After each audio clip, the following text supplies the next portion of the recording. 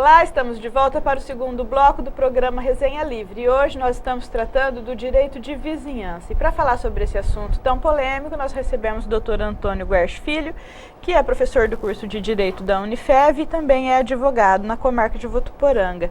E antes da gente passar para o intervalo, Guerch, a gente estava falando sobre o problema com os animais, né? Isso, sim. E a gente já tinha falado do cachorro, estávamos entrando na questão dos gatos. Porque os gatos, embora eles não façam barulho, eles também geram outros problemas, como, por exemplo, pular na casa do vizinho e fazer xixi, fazer cocô, comer as coisas. Às vezes tem gato que é ladrão, né? A pessoa tira a carne para descongelar, quando volta a carne não está mais lá, porque o gato acontece bastante. O gato já se pirulitou com o almoço do vizinho, enfim. Dentro dessa questão da normalidade, o que é que pode ser feito pelo vizinho que se sente incomodado e o que não pode ser feito? Pois é, e nós lidamos com um assunto bastante complicado. Por quê? Porque nós estamos lidando com a natureza de um animal. Ele é um animal predador por natureza, ele sente necessidade do exercício, de delimitar o seu espaço. No caso do gato, ele delimita através da urina, ele quer ganhar o espaço dele, onde ele possa... Dormir no sofá, né, da casa do vizinho. Exato, onde ele possa se sentir à vontade o suficiente. Tá? Nós, de acordo com o direito de vizinhança, nós não temos nenhuma regra que impeça pessoas de ter animal de estimação. Ok? Mas também nós não temos nenhuma outra regra que faça com que este vizinho tenha a obrigação, aquele que tem o animal, tenha a obrigação de prender esse animal, de deter esse animal. Então nós vamos ter que fazer o quê? Aprender a conviver com essas terceiras pessoas que surgem, que são os animais, e ainda mais, né? E ainda mais, respeitando-os. Porque se o vizinho, enfim, por onde o gato transitar, acabar envenenando um animal, estará respondendo por crime. Geralmente tem vizinho que faz isso. Pulou no quintal dele o gato, ele mata o gato. Então, torturar o bicho, dar veneno pro bicho, não espantar pode. O bicho com bombas. Isso não pode. Isso você está criando um segundo problema. Nós sugerimos aqui da regra do problema de vizinhança. Tá? Mas aí... Agora, a cultura que a gente vive hoje está aumentando cada vez mais. Tá? O número de animais de estimação dentro das residências. Sim, na minha casa é uma forma que o ser humano está encontrando de suprir as lacunas, as suas, enfim, as suas deficiências, os seus parênteses que devem ser preenchidos de afetividade. Hoje o animal ele tem uma atuação muito mais central, né, na vida de uma família. Às vezes a família vive... Inclusive para trazer o equilíbrio dentro daquela família. Vive em torno do animal, né? Exatamente. Tem um monte de animais, assim, todos que são criados como bebês. Então aí nós não temos jeito. Só que os meus nunca viram a luz do sol, não sai de casa de forma alguma. Nós fugimos um pouco aí da regra do direito de vizinhança, certo?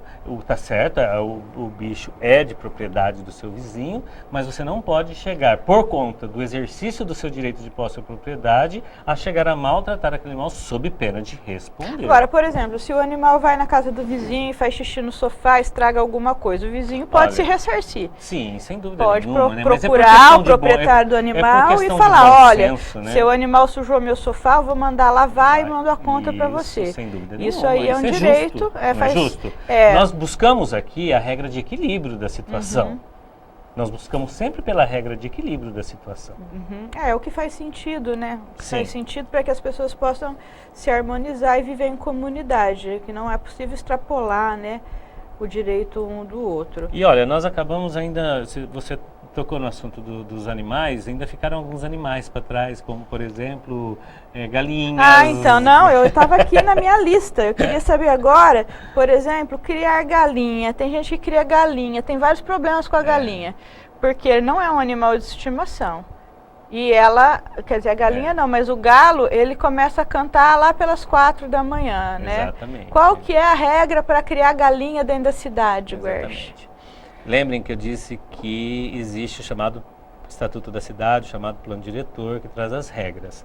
Votuporanga, por exemplo, por questão do quesito saúde, por questão do quesito saúde, para estabelecer a normalidade no direito de vizinhança, no Votuporanga não se permite mais o criadouro de galinhas, não se permite mais chiqueiros, criadores de porcos, por questão do quesito saúde, faz parte da urbanização. Inclusive porque vale a pena a gente ressaltar que a criação de galinhas e a criação de porcos acaba sendo um atrativo para as doenças, né? Exatamente. Inclusive Não, o mosquito da leishmaniose, que hoje é um transtorno Exato, na vida das exato. pessoas. É o quesito saúde. Mas o que você vai fazer? Eu vou matar o galo? Não. Primeiro, a solução de conflito é através de uma boa conversa, certo? Uma boa conversa não resultando, uma notificação por escrito, para que esse vizinho, ele não se sinta surpreendido pelo seu ato. E o terceiro passo, o judiciário. Eu não posso, por exemplo, sabendo que a existência de chiqueiros e galinheiros na cidade está colocando em risco a minha família, os meus animais, em virtude desse problema que a gente está enfrentando aí com a leishmaniose. Eu não posso fazer uma ouvidoria na prefeitura e a prefeitura teria como tomar as providências devidas? Administrativamente. Porque aí é mais simples, né? Porque as pessoas não vão procurar um advogado por causa disso e aí ficam com a saúde ameaçada. Esperando-se que o poder público tome as providências necessárias e consiga resolver a contenda, porque o que nós temos que entender é o seguinte: o poder público, ou seja, a prefeitura, ela acaba sendo um intermediador, só que ela não tem o poder de determinar com que as pessoas façam a coisa. O máximo de poder que ela consegue é uma atribuição de multa, que ela tem até um determinado limite para fazer. Agora, o judiciário, colocando o Estado como interventor e que tem condições de resgatar a paz social, tá? O Estado ele tem condições de fazer uma intervenção. A prefeitura foi lá, a pessoa se recusou a acabar com o chiqueiro. Por isso que eu me referencio mais ao próprio judiciário como Estado interventor, porque ele é a figura correta. Eu não estou dizendo que a prefeitura, em muitos casos, sim, desde que as pessoas consigam sentar e se compor, mas se isso fosse para acontecer, nós não precisaríamos da prefeitura. Naquela primeira conversa que eu te falei, dentro de uma característica de bom senso, aquele que tem o chiqueiro, aquele que tem o galinheiro, ele já teria entendido que seria uma condição de saúde da própria família dele, inclusive. E das outras também, mas porque tem gente que não entende. Mas em grau de risco, a família dele é a mais afetada, porque ele está em convivência mais direta, próximo, é a mais né? próxima. Né? E lógico que toda a comunidade que está em volta na proporção da vizinhança. Isso é muito sério. As pessoas têm que entender que a prefeitura não tem como cuidar de tudo. Cada um tem que cuidar da sua casa. Agora nós estamos voltando com o problema da dengue, que é a próxima questão que eu queria colocar. Por conta da chuva que vai chegar agora. Nós vamos ter de novo aquele problema. Não tem como, não existe como o poder público, a municipalidade, cuidar do quintal de cada pessoa. Cada pessoa tem que ser responsável pela sua casa. Exatamente. E aí já vem a outra pergunta. Inclusive também eu já passei por uma situação parecida, que próximo à minha casa existia uma casa que estava parada, não estava desalugada, né? E ali foram jogando coisas e virou aquele acúmulo de entulhos. E eu fui na prefeitura tal e fiz a minha reclamação, porque não tinha ninguém morando ali. O que é que você pode fazer se você verificar que a casa do seu vizinho é uma sujeira? Que está mal cuidado, que o mato está alto ou qualquer coisa desse tipo. Observado o Estatuto da Cidade dentro daquilo que se determina, a Prefeitura tem condições de determinar que o terreno seja roçado.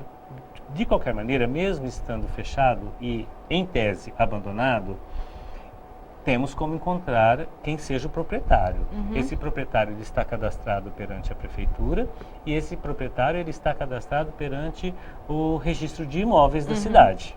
Então nós temos como localizar e notificar esse proprietário. Para limpar aquilo ali. E se o proprietário mora lá e é porco? Em termos de lotes, então, é outra complicação. Em termos de lotes baldios, tá? A prefeitura tem condições de promover a limpeza e mandar a conta para o proprietário. Isso evita escorpião, a própria proliferação da dengue através dos entulhos que vão sendo jogados lá. Essa é uma das formas de combate. Então, não é exercício arbitrário da prefeitura adentrar a propriedade do outro, promover a limpeza, já que o cuidado com o bem é dever de todo proprietário, independente de ser construção, independente de ser terrenos sem edificações. Tá? Agora, quando um terreno edificado e a pessoa mora dentro, não resta outra alternativa senão notificá-lo e socorrer-se ao próprio judiciário. E aí vai ter que ter perícia para ver se a casa da pessoa é suja mesmo. Exatamente.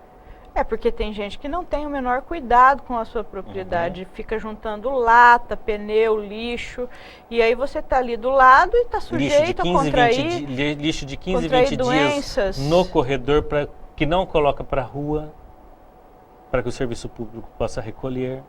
É muito difícil. É muito isso difícil. Mesmo. É muito difícil isso.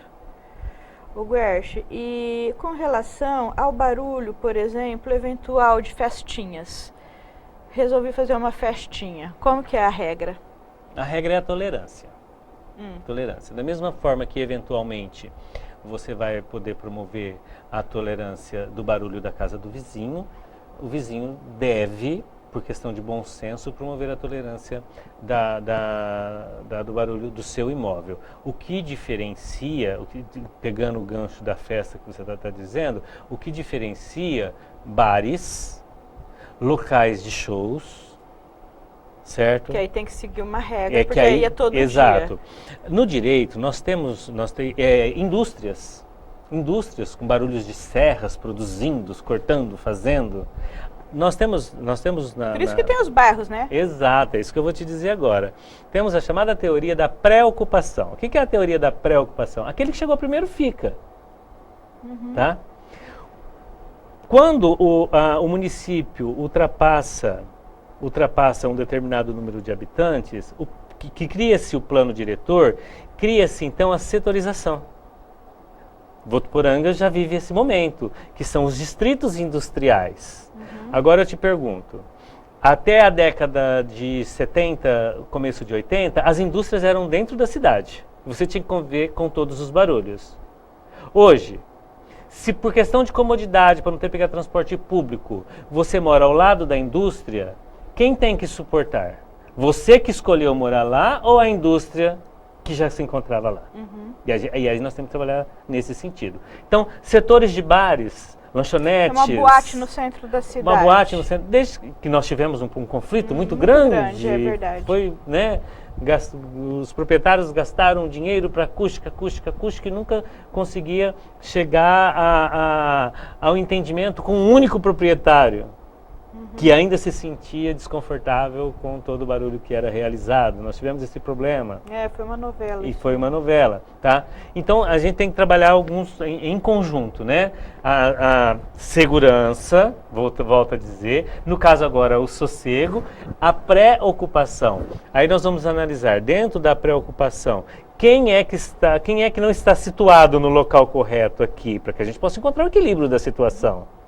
Guerche, mas e no caso do sino da matriz, que também também foi muito polêmico. A matriz está lá há muito tempo, né? Pois é, então. E aí envolve religiosidade, tem um monte de estigma em cima disso. Eu não sei, não é verdade? Eu cresci ali na frente da igreja, né? Então eu cresci ouvindo aquilo. Então eu escuto, me comove aquilo. Parece que nós tivemos aí um probleminha há algum tempo atrás aí. E pelo que ficou estabelecido, o sino continua tocando sim, afinal de contas, traduz um simbolismo, certo? Mas reduzindo-se de certa maneira o seu volume, limitando o horário de toque, para que não possa... Para não acordar as pessoas. Tá vendo? Acabamos resumindo aqui, então, o equilíbrio, a busca do chegamos equilíbrio. A um consenso. Porque do contrário, nós vamos virar inimigo do vizinho. Não faz sentido. Nós temos que buscar pela boa vizinhança, pela harmonia. Lembrando que o outro tem conflitos tanto quanto eu.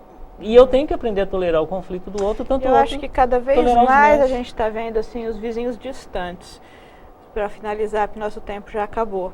mas assim, uma reflexão, não é? Antigamente, quando eu era criança, deve ser mais ou menos o teu tempo também, né? Que você deve ser mais ou menos malungo meu, né, Gersh?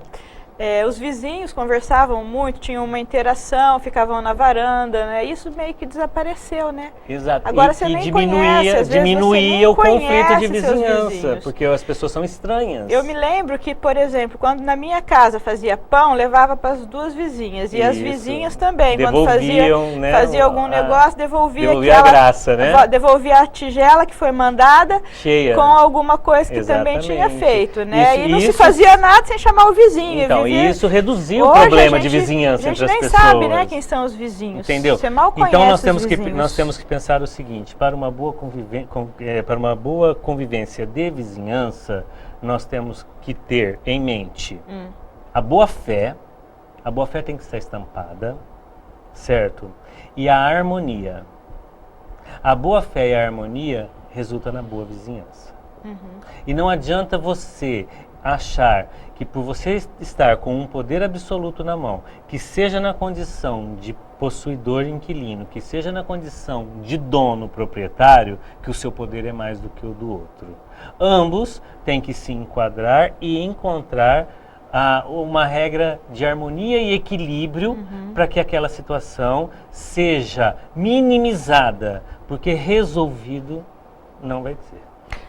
E principalmente porque sempre a pessoa acha que ela tem muito bom senso e o outro não tem, né? Exatamente. O bom senso é uma coisa que parece que foi dividida entre todos os seres humanos. Cada um acha que tem uma grande porção de bom senso, né? Então sempre a gente tem que chamar pra gente da seguinte maneira: e se fosse comigo, como eu estaria reagindo? É o respeito ao próximo. Exatamente. Né? Que resume toda essa nossa conversa de hoje.